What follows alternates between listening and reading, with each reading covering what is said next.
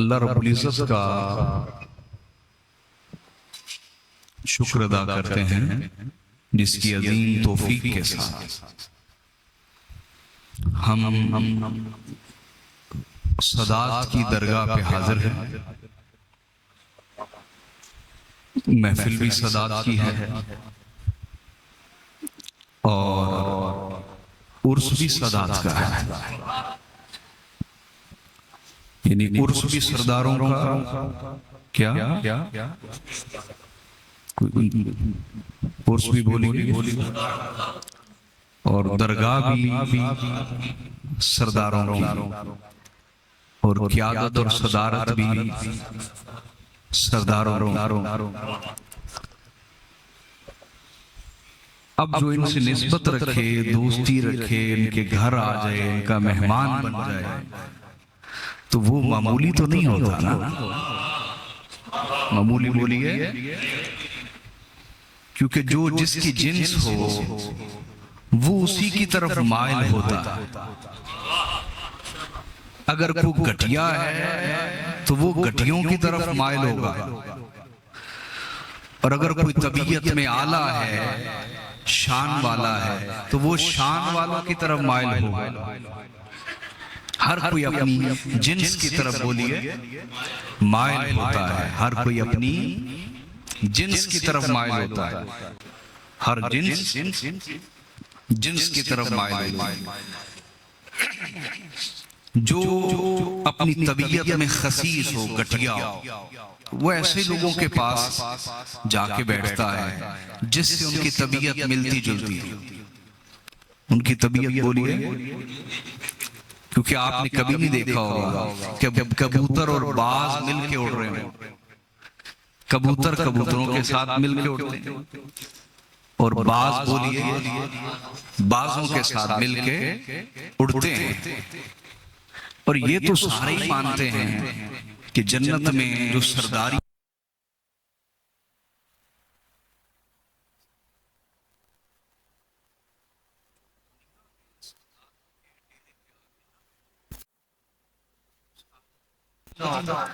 सरदारों के डेरे पे आके बैठने की बोलिए, दुनिया में तो सदात के दुश्मन आदा उनके डेरों पे जाता हो।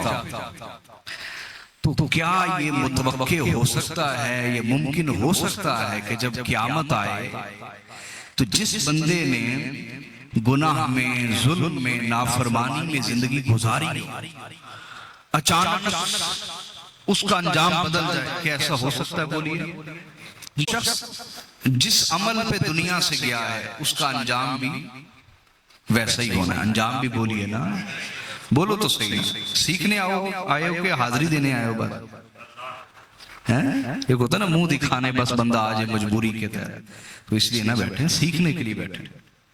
मैं ये कह रहा हूं कि दुनिया में जो शख्स जैसा अमल करता रहा उसका अंजाम भी वैसा ही होगा ना। ये तो बात समझ आ गई? बोलिए, बोले तो सही। अब दुनिया में जो शख्स सरदारों के डेरे पे आके ना बैठता हो, तो क्या वहां जो डेरा होगा सरदारों का, वहां उसे बैठने की इजाजत होगी? बोलिए। वहां उस डेरे पे जो आखिरत में होना है, जो मौला अली का डेरा हो, इमाम हसन हुसैन का डेरा हो, वहां उस डेरे पे जाके वही बैठ सकेगा जो दुनिया में, अपनी जिंदगी में, इस दुनिया में अपने इरादे, नीयत के साथ, अकीदत और मोहब्बत के साथ उन सरदारों के डेरे पे बैठता होगा। ये आदत यहां पड़ी होगी तो वहां अंजाम में मिलेगी ना। और अगर ये आदत यहां होगी नहीं तो बतौर अंजाम भी ये आदत वहां भी नसीब नहीं होगी। ये बात समझ आ रही है? बोलिए तो सही ना। इसको एक चीज से समझे। मैं मौजू शुरू कर रहा हूं और मैं दलाइल से बात करने वाला आदमी हूं, लेकिन मैं आपको कुछ अकली बातें समझा रहा हूं। हजरत उमर फारूक रदी अल्लाह तआला ने पूछा, या रसूल अल्लाह, क्या कब्र में मेरी यही अकल होगी जो दुनिया में? कब्र में मेरी यही अकल होगी जो दुनिया में। तो आका अलैहिस्सलाम ने फरमाया हाँ बिल्कुल। तो कहा या रसूलल्लाह फिर तो मैं फरिश्तों पे गालिब होऊंगा, फिर तो मैं फरिश्तों पे गालिब होऊंगा। क्यों? उसकी वजह यह है कि दुनिया में उनके सारे सवालों का जवाब जानता हूं ना, तो वहां भी दे सकूंगा। ऐसा नहीं होगा कि वहां भूल जाएंगे। अगर ये अकल सलामत रही तो पता ये चला कि दुनिया में जिसकी जैसी अकल है, मिजाज है, तबीयत है, आदत है, वो अपनी आदत मिजाज साथ लेके जाएगा।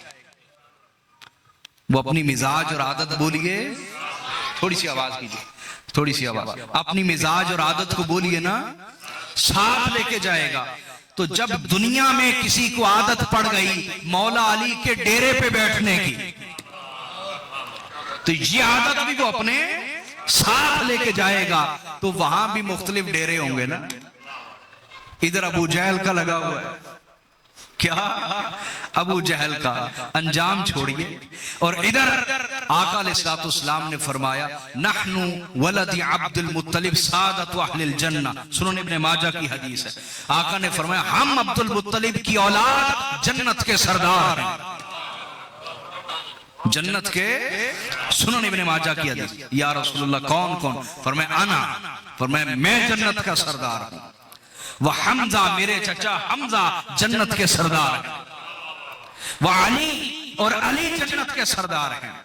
वबनाहुमा, और उनके दोनों बेटे हसन और हुसैन जन्नत के सरदार हैं। वल महदी, और फरमाया मेरा आखिर समा बेटा मोहम्मद अल महदी जन्नत का सरदार है। मोहम्मद अल महदी जन्नत का। तो जिसको इस दुनिया में मौला अली की दरगाह पे, डेरे पे, उसके इलाके में जहां जहां कोई हुसैनी दरगाह हो, कोई हसनी दरगाह हो, कोई फातिमी दरगाह हो, कोई मौलाई दरगाह हो, जिसको दुनिया में इस दरगाह पर बैठने की आदत पड़ गई, ये आदत साथ लेके जाएगा। जब आखिरत का दिन आएगा तो तब भी दाएं बाएं नहीं जाएगा, बल्कि जिधर सरदार होंगे उधर ही जाके बैठेगा।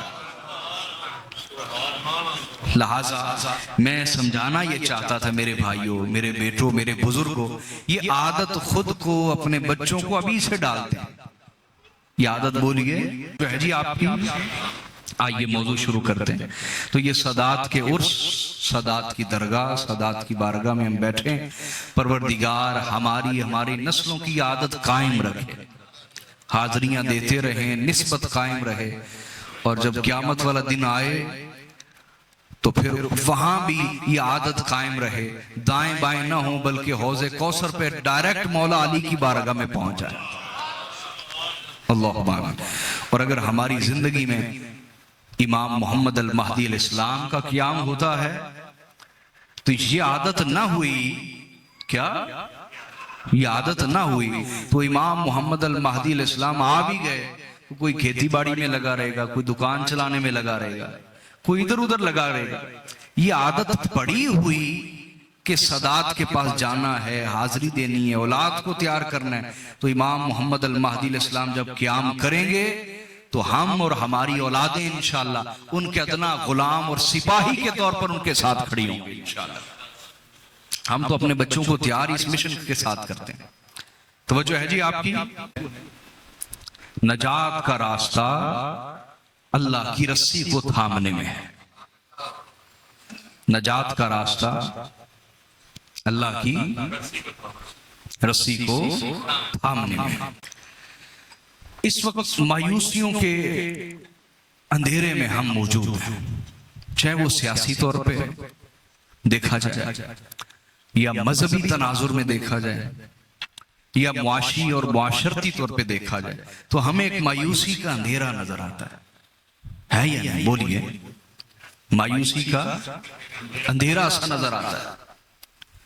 तो मायूसी के इस अंधेरे में जो शमा यकीन है, ये यकीन की शमा है, यकीन की बोलिए, वो अल्लाह की रस्सी है। वो क्या है बोलिए? और अल्लाह की रस्सी से मुराद क्या है, इसको समझे एक मिसाल से।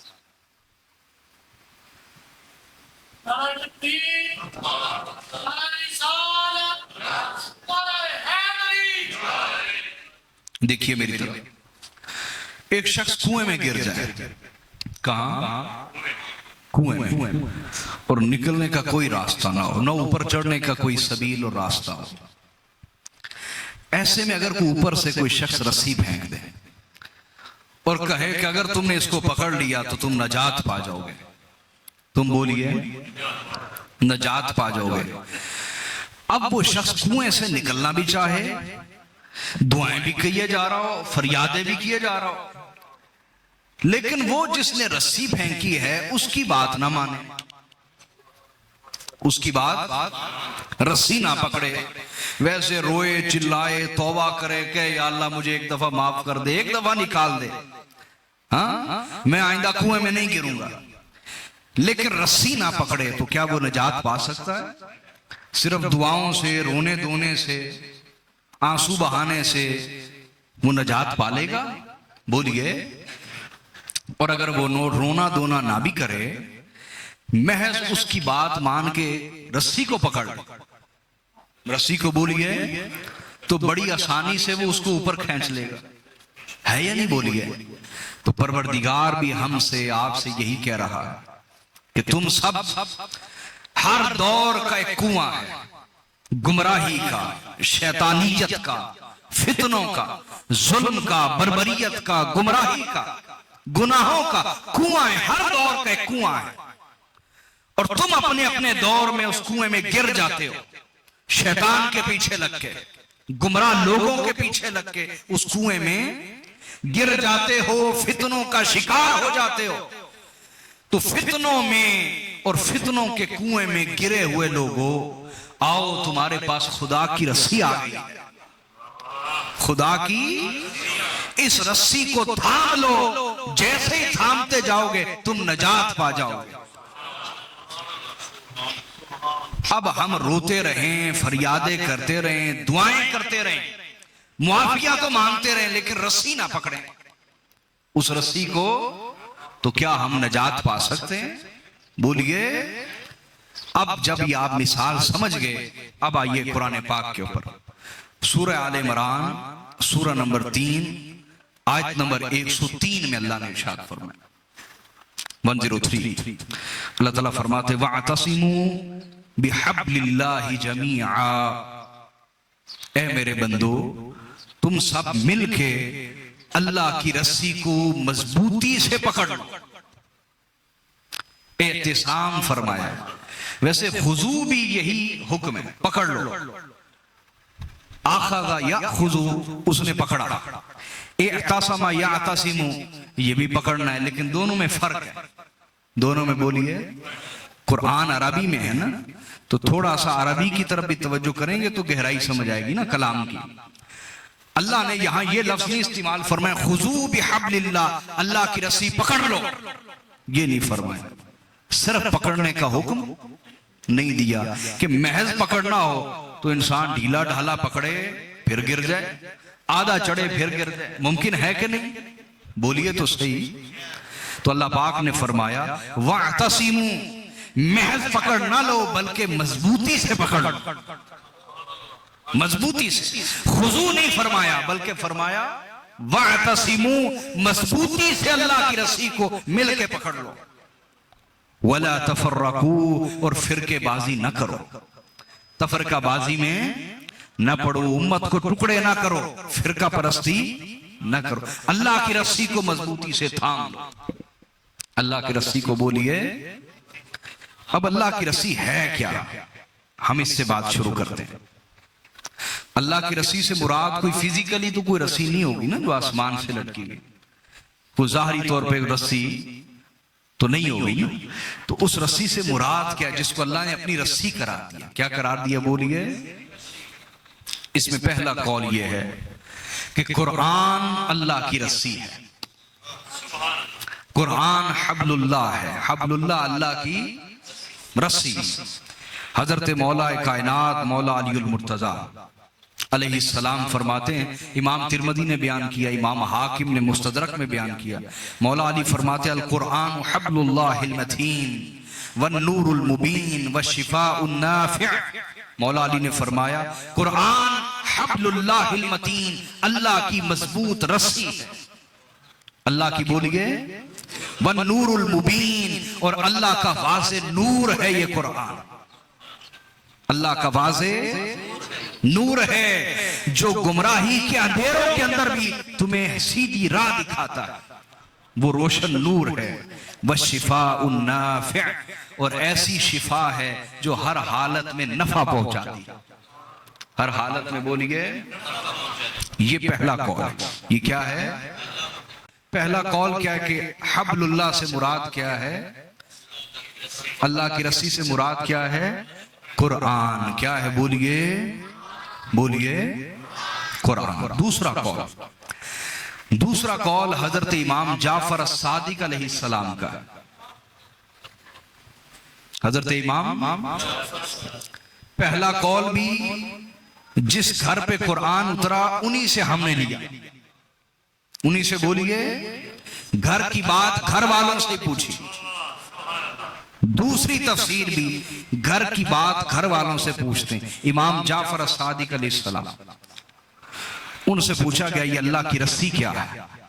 अल्लाह की हब्लुल्लाह क्या है? अल्लाह की रस्सी क्या है? फरमाया नहनु अहलुल बैत हब्लुल्लाह। उन्होंने फरमाया हम अहले बैत अल्लाह की रस्सी है। हम अहले बैत, हम नबी का खानदान, अहले बैत नबुव्वत अल्लाह की रस्सी है। अल्लज़ी अमरल्लाहु बिल इतिसाम बिह, हम ही वही रस्सी हैं जिनको मजबूती से पकड़ने का अल्लाह ने हुक्म दिया। अल्लाह ने बोलिए। तो दूसरा कौल क्या है कि अल्लाह की रस्सी से मुराद अहले बैत नबुव्वत। कौन? बोलिए अहले बैत नबुव्वत। अहले बैत से मुराद नबी के घर वाले। अहले बैत से मुराद, उम्रें गुजर जाती हैं, यकीन जाने अहले बैत का माना नहीं आता होता। कई जगह मेरा इत्तिफाक हुआ पूछने का, अहले बैत का कोई नहीं पता। पूछा आले रसूल से मुराद कौन है, यही कोई नहीं पता। 1000-2000 बंदा बैठा, किसी को भी खबर नहीं। तो अहले बैत रसूलुल्लाह के घर वाले, रसूलुल्लाह के अहले बैत। हुजूर से ना पूछे कौन है, बोलिए ना। सुनिए हजरत उम्मे सलमा रिवायत करती हैं। कौन? उम्मे रदियल्लाहु ताला अन्हा, हमारी माँ उम्मुल मोमिनीन, फरमाती कि जब ये आयत मुबारक उतरी इन्नमा युरीदुल्लाहु लियुज़हिबा अन्कुम रिज्स अहलल बैत व युतहिरकुम तत्हीरा। सही मुस्लिम की हदीस सुना रहा हूं। कौन सी किताब? और ये जामे तिरमिज़ी में भी आई।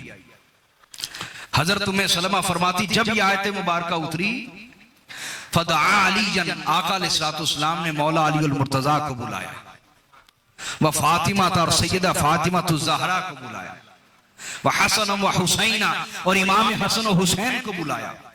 और उस वक्त मेरे आका सल्लल्लाहु अलैहि वसल्लम के शानों पे, कंधों पे, मुबारक कंधों पे, हुजूर के कंधों पे उस वक्त चादर थी, उसका रंग काला था, काले रंग की चादर थी। क्या? और उस पर ऊंटों के कुजावों के निशान बने हुए थे। पेंटिंग नहीं होती जैसे चेक वाली शर्टें होती हैं या चेक वाला कपड़ा होता है, निशान बने हुए थे, ऊंटों के कुजावों के निशान। और चादर का रंग क्या है? काला। इस पे मेरा पूरा खिताब है यूट्यूब पे, क्या काला लिबास पहनना जायज है या नहीं, वो जरूर सुनिएगा। अफसोस ये है चूंकि हम बात कर रहे हैं, अल्लाह ने फरमाया वला तफर्रकू, फिरकेबाजी न करो। अफसोस ये है कि चाहे हुक्मरान तबका हो या चाहे उलमा का तबका हो, उम्मत को जोड़ने वाले कम हैं, तोड़ने वाले ज्यादा। और फिरका परस्ती की धुन ने, तासुब ने, जिद ने अक्ल भी छीन ली, ईमान भी छीन लिया, और हाल ये हो गया कि सुन्नतें तक बांट ली, सुन्नतें तक तकसीम कर रही सुन्नतें। कहा शायद ये सफेद रंग पहनना कुछ शायद एक फिरके का काम है, और काला रंग इस्तेमाल करना किसी एक फिरके का काम है। अलियाज़ बिल्लाह, अल्लाह की पनाह। जान लो ये निरी फिरका परस्ती है।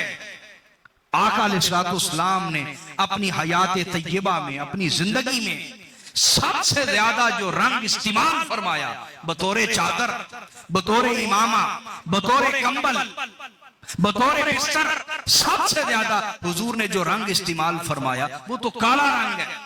काला रंग हमारे आका की सुन्नत है इस्तेमाल करना। ये किसी फिरके की पहचान, ये किसी गिरोह की पहचान बोलिए, बोलिए तो सही। यहां कोई काला लिबास पहन ले तो कहते हैं ये फिरौन का लिबास, नाउज़ बिल्लाहि मिन ज़ालिक। आप सही मुस्लिम उठाइए, सही इब्ने हिब्बान को पढ़िए, इमाम तिरमिज़ी को पढ़ लें, आप सुनन इब्ने माजा, सुनन अबी दाऊद पढ़ें। मैं आपको दर्जन नहीं दर्जनों कुतुबे हदीस आपके सामने रख दूंगा कि आका अलैहिस्सलाम ने जिंदगी भर सबसे ज्यादा जो इमामा इस्तेमाल फरमाया वो तो काले रंग का। किस रंग का बोलिए? काले रंग का इमामा। और सफेद रंग का इमामा आका अलैहिस्सलाम सफर पे बांध के जाते थे। हजर में जब तक रहते, मुकीम रहते, तो कौन सा रंग इस्तेमाल फरमाते?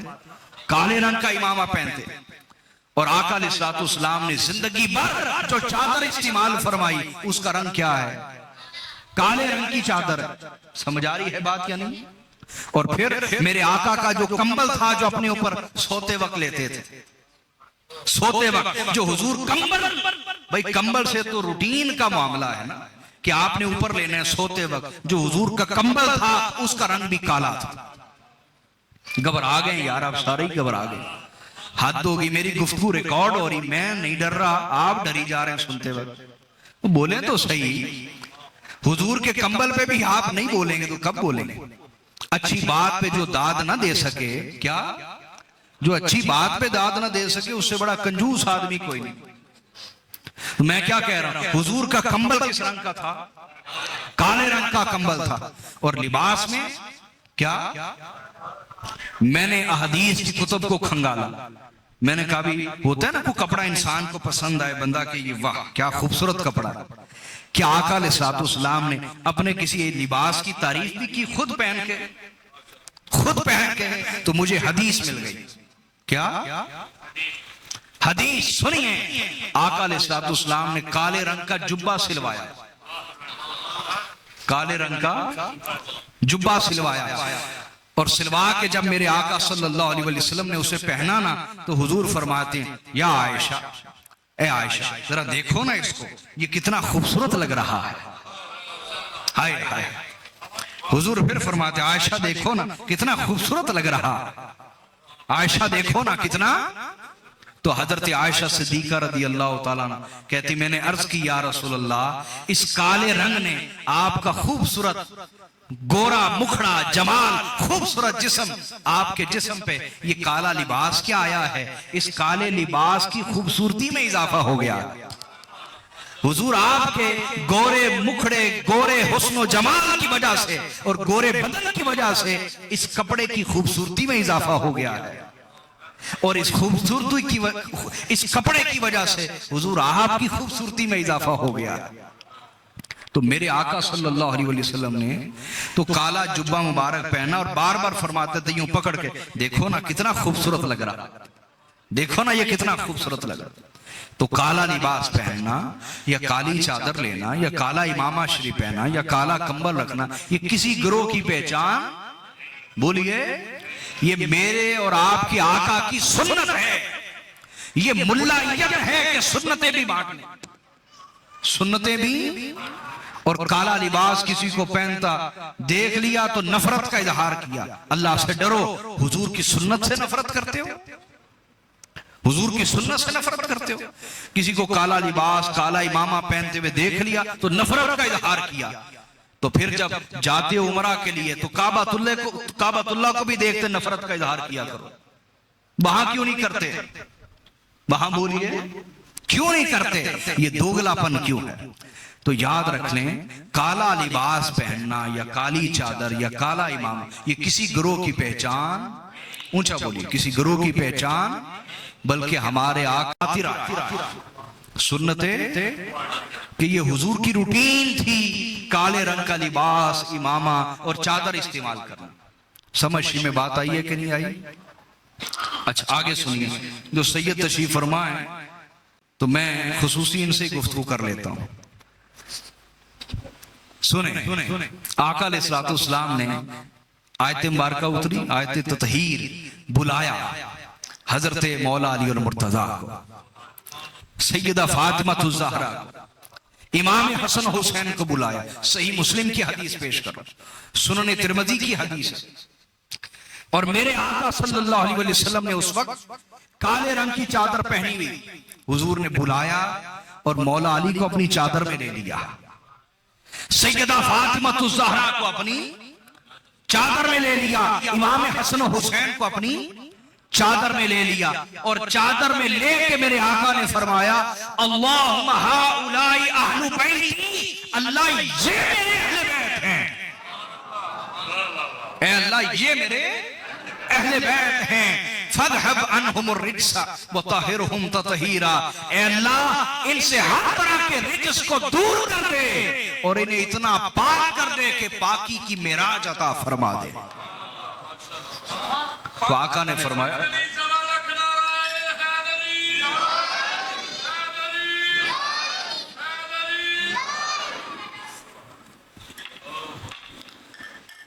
तो आका अलैहिस्सलाम ने फरमाया, ऐ अल्लाह ये मेरे अहले बैत हैं। तो हजरत इमाम जाफर सादिक ने क्या फरमाया, नहनु अहलुल बैत हब्लुल्लाह, हम अहले बैत अल्लाह की रस्सी हैं। हम अहले बैत यानी जो मौला अली और मुर्तजा से जुड़ गया उसने अल्लाह की रस्सी को पकड़ लिया। कोई फितना गुमराह नहीं कर सकता, कोई शैतान गुमराह नहीं कर सकता, क्योंकि उसने एक ऐसी रस्सी को थाम लिया है जो कभी टूटने वाली नहीं, जो कभी टूटने वाली, जिसने सैयदा ज़हरा के दामन को थाम लिया, इमाम हसन मुश्तबा इमाम हुसैन के दामन को थाम लिया, उसने अल्लाह की रस्सी को थाम लिया। और तीसरा कौल जी, ये तो हो गए दो कौल। कितने? अल्लाह की रस्सी से मुराद कुरान है, ये पहला कौल लिया। दूसरा, अल्लाह की रस्सी से मुराद हुजूर के अहले बैत है। अब तीसरा कौल बयान करता हूं जो मेरी जाती तहकीक भी है, मेरा जाती मौकिफ भी है, और वो क्या है कि कुरान भी हब्लुल्लाह है, अहले बैत भी हब्लुल्लाह है। कुरान भी अल्लाह की रस्सी है और अहले बैत भी। ये दोनों कौल टकराने वाले नहीं बल्कि मिलाने वाले, आपस में टकराने वाले। कुरान भी अल्लाह की रस्सी है और अहले बैत भी। बोलिए, अब आइए हम अहदीस की तरफ चलते हैं और इस पे दलाइल लेते हैं। क्यों जी, हुजूर की हदीस पे तो ज़ौक़ से सुनेंगे ना। वैसे इधर वाले बुजुर्ग ज़ौक़ वाले हैं, ये माशाल्लाह ज़ौक़ वाले बैठे। सलामत रहे, अल्लाह आपको सलामत रहे। तवज्जो है जी। हदीस को इमाम अहमद बिन हंबल ने रिवायत किया और जिल्द नंबर 5 है, सफा नंबर 181 और हदीस नंबर है 21,618। इसी हदीस को इमाम हैसमी लाए मजमू ज़वाइद में और जिल्द नंबर 9 है और सफा नंबर 162। सुनिए, हदीस के रावी हैं हजरत ज़ैद बिन साबित। ये हदीस किबला हुजूर, ये किला दीदार सिंह है, ये गुजरांवाला से आगे ना, तो वहां अहले हदीस है, उन्होंने जलसा रखवाया और खिताब उन्होंने मेरा रखा। अहले हदीसों ने, सारे अहले हदीस थे वो, सारे पूरे 3-3, 4-4 नस्लों से वो अहले हदीस सारे, उन्होंने खिताब रखवाया। मेरे पास आए तो कहने लगे कि हमने खिताब रखवाना है आपका। वो मैंने कहा यार मैं कौन हूं और मेरी फिक्र और सोच के आपको नहीं पता। उन्होंने कहा वही सोच और फिक्र तो सुननी है, जो पैगाम आप पहुंचाते हैं वही तो सुनना है, वही तो सुनने को मिलता नहीं। मैंने कहा ठीक है। अच्छा, मुझे था कि वो को अपनी मर्जी का रखेंगे, को मौजू उन्वान रखेंगे ना। तो मैंने जब पोस्ट चेक की तो उन्होंने पोस्ट का नाम रखा हुआ था महफिल आले रसूल, महफिल। अच्छा, मैंने वहां खिताब किया, मैं मिंबर पे बैठा हूं, झूठ बोलना हमारा वैसे भी तरीका नहीं। जितना ज़ौक़ से उन्होंने मेरा खिताब सुना, तमाम अहले हदीस बैठे हुए थे, मौलाना मौदूदी के साथ जो उनकी तहरीक में रहे वो लोग भी थे, इतने ज़ौक़ से उन्होंने खिताब सुना कि वो मुझे जुमला नहीं पूरा करने देते थे, इतनी दाद देते थे, इतनी दाद देते थे। अच्छा, मैंने उनसे फिर पूछ लिया, मैंने कहा यार ये इतना ज़ौक़ कहां से आया आपने, इतना उन्होंने कहा जी ऐसा खिताब हमें किसी ने कभी सुनाई, तो हमारे अंदर एक प्यास थी वो आपने बुझाई है, इसलिए ज़ौक़ निकल रहा है। ज़ौक़ बड़े इश्क से उन्होंने सुना। ये हदीस मैंने वहां सुनाई, सारे अहले हदीस मोहब्बत से सुन गए और दो वहां सुन्नी बैठे हुए थे, दो वहां उन्हें तकलीफ हो गई इस हदीस से। अहले हदीसों ने मोहब्बत से सुन लिया। इस वक्त सदा के खिलाफ जितनी फितना अंगेजी सुन्नी कहलाने वाले लोग कर रहे हैं, इतना कोई काफिर और मुशरिक भी नहीं करता। इतनी नफरत रसूलुल्लाह की औलाद की सुन्नी कहलाने वाले लोग जो बड़े बड़े दावे करते हैं कि हम सुन्नियत के ठेकेदार हैं, उनके अंदर है। हुजूर की आल औलाद की नफरत, सदात के खिलाफ बोलना, उनके खिलाफ जुबान इस्तेमाल करना, कलम इस्तेमाल करना, उनको गालियों पर मुश्तमिल उनके खिलाफ पोस्टें लगाना, फेसबुक पे बदनाम करना, यह सुन्नी कहलाने वाला तबका कर रहा है। तो हाजरीन, इसलिए हम वो पुरानी तकसीम के कायल नहीं। हम तो कहते कि तकसीम करबला से सिर्फ यही थी कि एक हुसैनी गिरोह है और एक यजीदी गिरोह।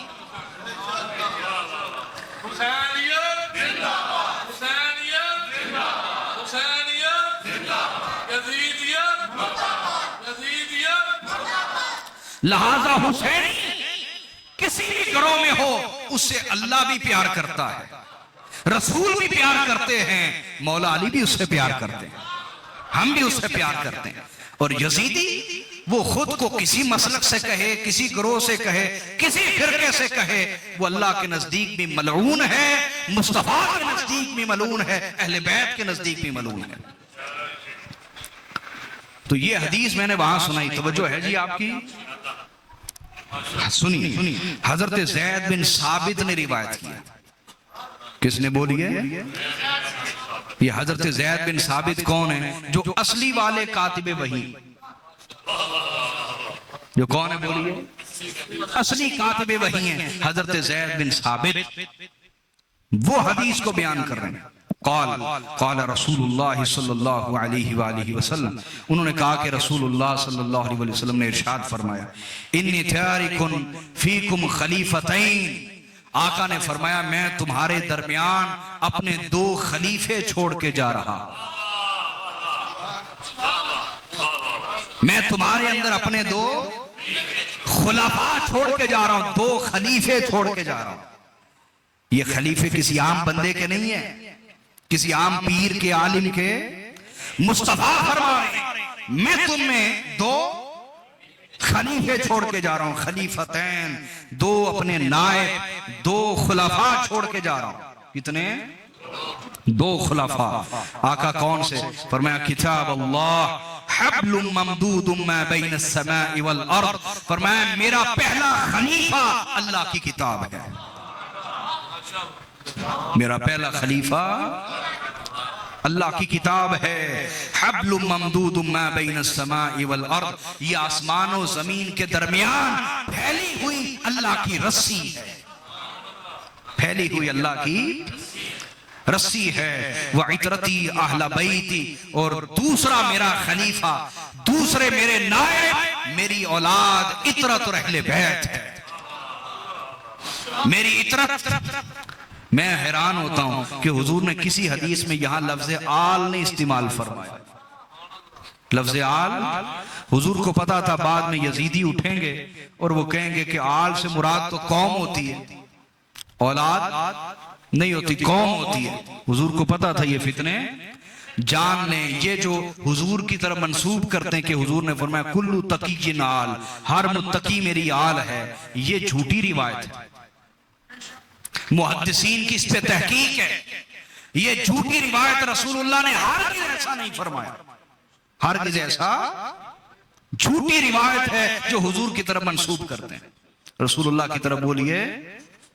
हाँ, पहला जवाब तो ये। दूसरा जवाब ये सुन लें कि आल औलाद तो इंसान का खून ही होता है, लेकिन कोई अगर खिदमत का हक अदा कर दे, मोहब्बत का हक अदा कर दे, तो सलमान फारसी की तरह उसे भी अपने घर वालों में शुमार कर लिया जाता है। कोई इस घर से इश्क तो करे, मोहब्बत तो रखे, खिदमत तो करे, फिर सलमान फारसी की तरह उसे भी। अब एक शख्स इस घर से नफरत करता है और कहता है चलो चलो हम हाल है, तुम हाल नहीं। ये नफरत और बुग़्ज़ का हाल ये है, तो क्या वो अहले बैत में से शुमार हो सकता है? आल में से शुमार हो सकता है? बोलिए। तुम अपनी मैं मार के इश्क की राह पे तो चलते, इस घर से प्यार तो करते, फिर ये तुम्हें अपना ही शुमार करते, अपना ही। बात समझ आई कि नहीं आई आपको? बोलिए। तो आका अलैहिस्सलाम ने फरमाया व इतरती, मेरी औलाद अहले बैत, ये मेरा दूसरा खलीफा है। ये बोलिए मेरा। और फरमाया व इन्नहुमा लन यतफर्रका हत्ता यरिदा अलैयल हौद। अब यहां तक समझ गए? जो पहला कौल था कि कुरान हब्लुल्लाह, कुरान, वो भी इसमें मौकफ आ गया। वो वाला मौकफ भी बोलिए इसमें कि अल्लाह की रस्सी से मुराद क्या है? कुरान। क्या है? बोलिए। कुरान है। और वो जो मैंने दूसरा मौकफ बयान किया कि हब्लुल्लाह से मुराद अहले बैत है, और तीसरा मौकफ ये बयान किया कि हब्लुल्लाह, अल्लाह की रस्सी से मुराद कुरान भी है और अहले बैत भी है। ये तीनों इस हदीस में, जरा गौर कीजिएगा, तवज्जो है आपकी? आका ने फरमाया व इन्नहुमा लन यतफर्रका हत्ता यरिदा अलैयल हौद। फरमाया बेशक ये कुरान और अहले बैत कभी जुदा न होंगे हत्ता कि हौज़े कौसर पे भी मेरे पास इकट्ठे आएंगे। अगर हब्लुल्लाह से मुराद कुरान हो तो कुरान भी नबी के खानदान से जुड़ा हुआ है, ये तनहा तो किसी को नहीं मिलता।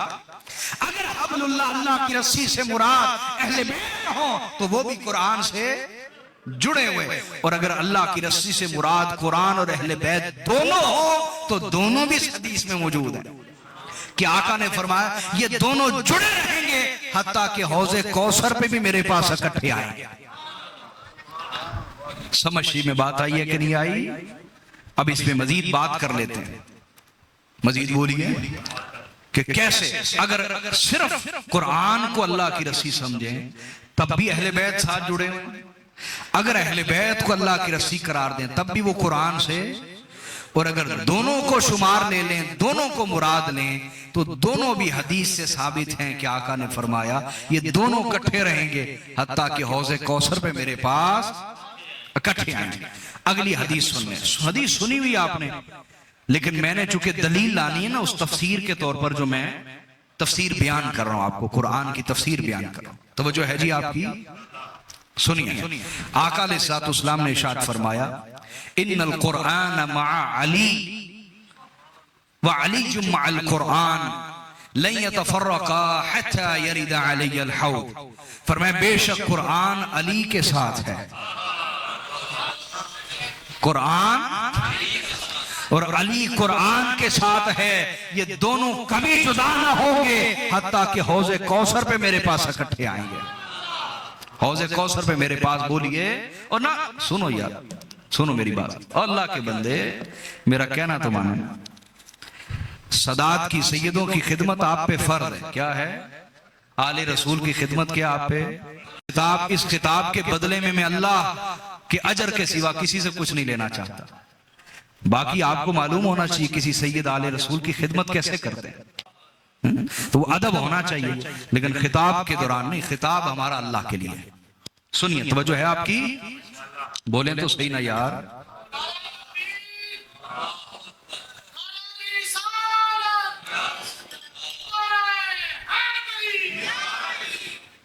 सुने आगे, मैंने तीसरी हदीस सुनिए। हजरत ज़ैद बिन अरकम रिवायत करते हैं। कौन? बोलिए।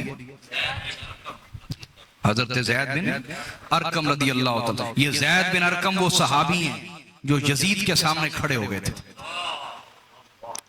मैं आज के हुक्मरान के सामने खड़े होने की बात नहीं कर रहा, वो जरा दौरे जुल्म अपने सामने लाए कि जो बोलता था गर्दन कटती थी। तो यजीद लाइन बदबख्त, अल्लाह उस पे लानत करे, इमाम हुसैन अलैहिस्सलाम का सर अक़दस पड़ा है और अपनी गंदी छड़ी आपके होंठों पे मार रहा है और कहता है मैंने इतना खूबसूरत चेहरा कभी नहीं देखा, यूं छड़ी मार रहा है। तो हजरत ज़ैद बिन अरकम खड़े हो गए, कहा बदबख्त अपनी छड़ी हटा ले, मैंने इन होंठों पे रसूलुल्लाह के होंठ लगते हुए देखा। कितनी दफा मैंने देखा हुजूर इन होंठों को चूमा करते थे। उसने कहा ये कौन है? ज़ैद बिन अरकम है। कहा ये अगर बूढ़ा सटिया ना गया होता मैं इसकी गर्दन काट देता। ये देखो तुम कहते हो सहाबा की गुस्ताखी करने वाले दरअसल वही हैं जो अहले बैत के दुश्मन थे। तुम्हें आज तक वो दुश्मनी समझना है। हजरत ज़ैद बिन अरकम ये कहते हुए वहां से निकले। कहा लोगों, इस हकीर और जलील को तुम्हारे पर मुसल्लत कर दिया गया है। आज के बाद ये उम्मत कभी इज्जत ना देख पाएगी।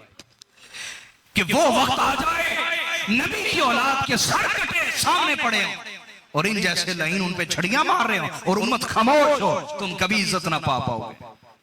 ये है ज़ैद बिन अरकम। उनकी बात सुना रहा था।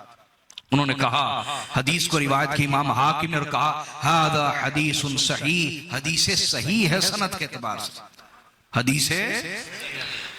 और हदीस नंबर मुस्तदरक हाकिम की जिल्द 3 है सफ़ा 118 और हदीस नंबर है 4577 4577। तवज्जो कीजिए। का क़ाल रसूलुल्लाह सल्लल्लाहु अलैहि वसल्लम, रसूलुल्लाह ने इरशाद फरमाया अय्युहन नास, ऐ लोगों, इन्नी तारिकुन फीकुम अमरैन, ऐ लोगों मैं तुम में दो अपने अमर छोड़ के जा रहा। ये अलग अलग मौके थे। क्या? कभी हुजूर यूं फरमाते और कभी यूं फरमाते, कभी यूं फरमाते। फरमाया मैं तुम में अपने दो, बोलिए ना, अमर, अपने दो अमर छोड़ के जा रहा हूं। लन तदिल्लु इन इत्तबअतुमुहुमा, आका ने फरमाया अगर तुम उन दोनों की पैरवी करते रहे तुम कभी भी गुमराह नहीं होगे। इन इत्तबअतुमुहुमा, अगर तुम उन दोनों की, बोलिए उन दोनों की, वो जो मैंने कहा कुरान और अहले बैत दोनों अल्लाह की रस्सी हैं, दोनों अल्लाह की। आका क्या फरमा रहे? इन इत्तबअतुमुहुमा, अगर तुमने उन दोनों की पैरवी की, उन दोनों के रास्ते पे चले, उन दोनों को थाम लिया, तुम कभी भी गुमराह नहीं होगे। वहुमा किताबुल्लाह व अहलु बैती व इतरती, आका ने फरमाया वो दो अल्लाह की किताब, मेरी अहले बैत और मेरी इतरत है। मेरी अहले बैत, मेरी इतरत। वैसे तो हुजूर के अहले बैत में बहुत से अफराद आ गए ना, लेकिन हुजूर ने उसको स्पेशलाइज कर दिया, उसमें उसकी तखसीस की। फरमाया इतरती, मेरे अहले बैत में से वो लोग जो मेरी इतरत हैं, मेरे अहले बैत में से वो लोग जो मेरी इतरत हैं, वो अल्लाह की रस्सी हैं, उन्हें थाम लोगे तो तुम कभी गुमराह ना होगे। ये बात आपको समझ आई कि नहीं आई जी? बोलिए। अच्छा आगे चलते हैं। अब ये हदीस में आपको थोड़ी सी आगे लेके चलता हूं और सुनाता हूं। आका अलैहिस्सलाम ने मजीद क्या फरमाया। हाँ जी, थक तो नहीं गए? बोले भाई, सुने उस हदीस में क्या है। आका अलैहिस्सलाम ने इरशाद फरमाया व इन्न लतीफ अल खबीर नब्बअनी अन्नहुमा लन यतफर्रका हत्ता यरिदा अलैहि अल हौद। फरमाया बेशक मेरे रब ने मुझे खबर दी कि कुरान और अहले बैत कभी जुदा नहीं होंगे हत्ता कि हौज़े कौसर पे भी मेरे पास इकट्ठे आएंगे। ये चौथी हदीस सुना रहा हूं अलग से। मजीद क्या फरमाया, तवज्जो है जी। आका ने क्या फरमाया, सदात के लिए तोहफा। फरमाया फला तकद्दमुहुमा फतहलिकू, कुरान और अहले बैत दोनों अल्लाह की रस्सी और कभी जुदा नहीं होंगे हत्ता कि हौज़े कौसर पे भी हुजूर के पास। आगे सुने, आगे क्या फरमाया। फरमाया फला तकद्दमुहुमा फतहलिकू, लिहाजा मेरी उम्मत कभी भी कुरान और अहले बैत से आगे बढ़ने की कोशिश न करना, वरना तुम हलाक और बर्बाद हो जाओगे। कभी भी कुरान और अहले बैत से आगे बढ़ने की कोशिश न करना, बर्बाद हो जाओगे। वला तखसुरू अन्हुमा फतहलिकू, और कभी भी कुरान और अहले बैत का दामन छोड़ के पीछे भी ना हट जाना, तब भी तुम गुमराह और बर्बाद हो जाओगे। ना आगे निकल जाना और ना ही पीछे रह जाना। और अगला तीसरा हुक्म ये दिया वला तुअल्लिमूहुम फइन्नहुम अअलमु मिनकुम, फरमाया कभी मेरे अहले बैत को न सिखाना क्योंकि अल्लाह ने तुमसे बेहतरीन इल्म अता फरमाया है। तुमसे बेहतरीन इनका खमीर जिस पानी से गूंदा गया है, जिस नुत्फे के कतरे से, जिस पानी से इनका खमीर गूंदा गया है, वो पानी नबुव्वत का पानी है। लिहाजा इनको ना सिखाओ, ये तुमसे बेहतर जानते हैं, बल्कि इनसे सीखो, इनसे। और फिर मेरे आका ने फरमाया, अलस्तु औला बिल मुमिनीन मिन अनफुसिहिम, क्या बताओ। अब ये हुजूर फरमा रहे हैं, और आगे को ढीला डाला मजमा नहीं है, ढीला डाला मजमा आगे 70,000 से ज्यादा सहाबा इकराम का मजमा। कितना? 70,000 से ज्यादा सहाबा इकराम का मजमा है।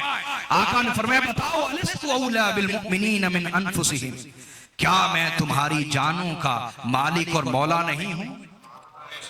औला वली से ना सरपरस्त का माना लिया जाए तो ये माना निकलेगा, क्या मैं तुम्हारी जानों का मालिक और मौला नहीं? क्या मैं तुम्हारा मालिक और मौला नहीं? उन्होंने कहा, जी या रसूलल्लाह, क़ालू बला, हुजूर आप हमारे मौला हैं, आप हमारे आका हैं, आप हमारे सरपरस्त हैं, हम आपके गुलाम हैं, जर खरीद गुलाम से भी बड़े गुलाम हैं हुजूर आपके, हमारी जाने फिदा। आका ने फरमाया, क्या गवाही देते हो? क्या पूछा? यार ज़ौक़ वाले बंदे भी आगे आ जाए मेरे आगे। क्या पूछा? गवाही। उन्होंने कहा, हुजूर गवाही देते हैं। फरमाया, शहादत देते हो? जी या रसूलल्लाह, शहादत देते हैं। सुम्मा अख़ज़ बियदि अली जन, फिर मेरे आका ने मिंबर पे मौला अली को बुलाया और बुला के उनका हाथ पकड़ लिया और पकड़ के फरमाया, फिर सुन लो, मन कुन्तु मौलाहु फहाज़ा अली मौला, जिसका फिर मैं मौला हूं उसका ये अली मौला है।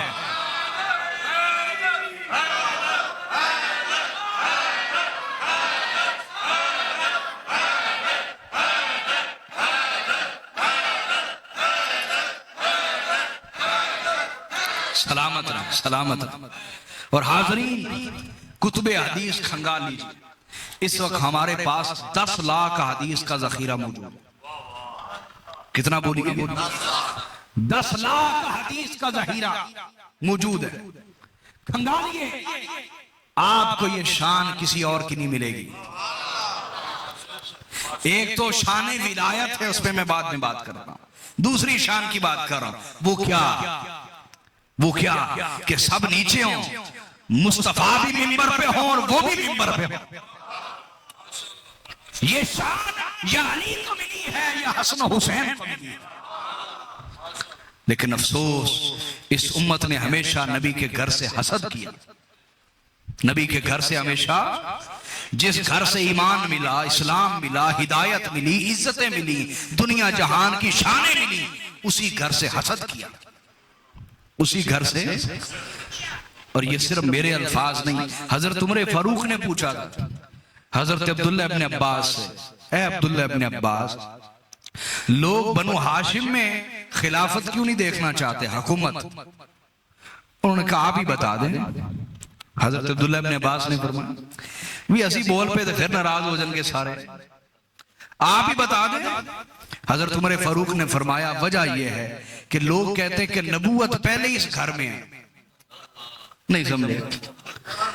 नबूवत पहले ही, अब अगर खिलाफत भी नहीं दे दें तो हमारे लिए क्या बचेगा, हमारे हक में क्या आएगा, हमारे हिस्से में क्या आएगा? इसलिए लोग आप में खिलाफत नहीं देखना चाहते। तो उम्मत ने हसद किया हमेशा उस घर से जिस घर से ईमान मिला है, हिदायत मिली है, कुरान मिला है। सुनिए आगे। तो मैं ये कह रहा था, ये शान सिर्फ मौला अली की या हसनैन करीमैन की, किसी और की शान?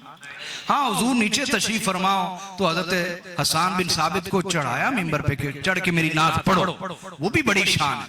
लेकिन उस वक्त आका अलैहिस्सलाम खुद मिंबर पे, लेकिन हुजूर खुद मिंबर पे हो तो अपने साथ या अली को खड़ा किया या अपने साथ हसन हुसैन को बिठाया है। समझे? अब जब मेरे आका सल्लल्लाहु अलैहि वसल्लम ने ये ऐलान कर दिया तो सबसे पहले मौला अली जब नीचे उतरे, सबसे पहले हजरत उमर फारूक आगे बढ़े। कौन बोलिए? और उन्होंने मौला अली का हाथ पकड़ लिया और कहा, बख बख या इब्न अबी तालिब, अस्बहता व अमसैता मौलाया व मौला कुल्ली मुमिनिन व मुमिनतिन।